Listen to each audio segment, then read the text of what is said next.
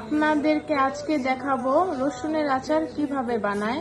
রসুনটা একটু ছেঁচে দিবেন, শুকনা মরিচ, তেজপাতা, গরম মশলা, পাঁচফোড়ন, ধনিয়া ফাঁকি আর সরষা ব্লেন্ডার করে নেবেন। এগুলি রসুনের আচার কিভাবে বানায়, প্রথম ফার্স্টে সরষের তেল দিবেন,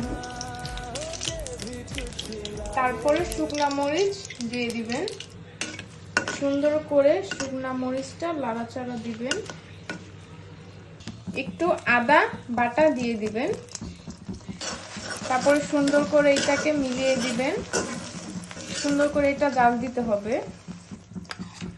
একটু সরষে বাটা দিয়ে দিবেন, পরিমাণ মতো দিতে হবে। তারপর সুন্দর করে লাড়া দিবেন যেন নিচে না লেগে যায়, তাহলে পুড়ে যাবে। পরিমাণ মতো হলুদের গুঁড়া দিয়ে দিবেন, পরিমাণ মতো কিন্তু দিতে হবে হলুদের গুঁড়া। পরিমাণ মতো মরিচের গুঁড়া দিয়ে দিবেন,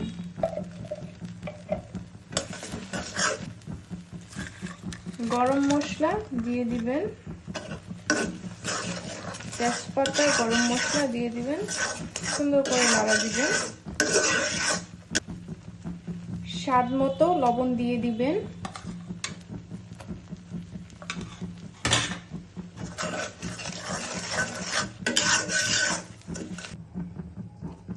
একটু হালকা পানি দিয়ে দিবেন, তারপরে সুন্দর করে মশলাটা কষাবেন।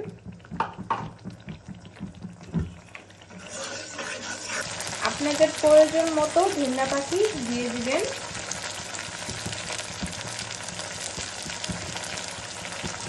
এরপরে পাঁচফোড়ন দিয়ে দিবেন আপনাদের পরিমাণ মতো।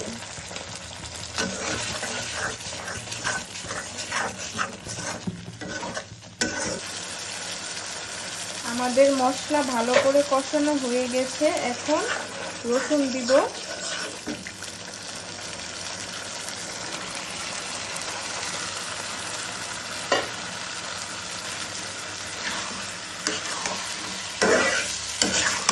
রসুনটা দিয়ে সুন্দর করে নাড়াচাড়া দিবেন।